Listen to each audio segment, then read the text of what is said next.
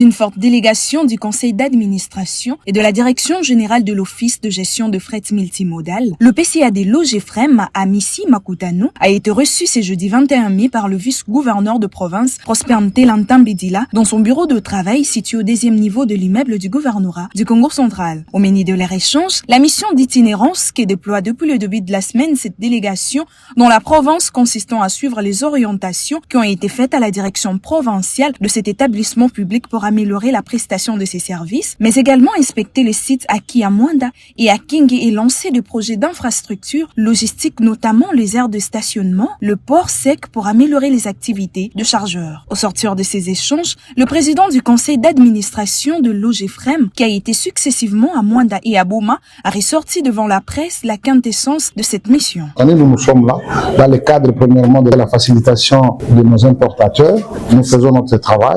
et si le gouvernement nous instruit à pouvoir mettre un œil très regardant à ce qui concerne justement l'allègement de quelques privilèges qu'on peut accorder à nos importateurs, je crois qu'on ne tarde pas. Nous ne sommes pas des électrons libres, nous dépendons de l'État et l'État nous donne des instructions à suivre et c'est ce que nous sommes en train de faire. Amissi Makutano a par ailleurs abordé les questions liées au fret multimodal sur l'ensemble du pays, particulièrement dans le Congo central. S'agissant des embouteillages monstres enregistrés sur la route nationale numéro 1 dans son tronçon compris entre Matadi et Kinshasa, le président du conseil d'administration de Logefrem, qu'accompagne un des conseillers de la vice-primature en charge de transport, voies de communication et du désenclavement, a réaffirmé l'engagement et la volonté du gouvernement central à prendre de mesures drastiques pour fluidifier la circulation des chariots automobiles sur cet axe routier combien stratégique. Pour cela, je crois que le gouvernement s'y est déjà mis justement pour apporter des solutions. Pas plus tard qu'il y a 4 jours, le ministre des infrastructures était à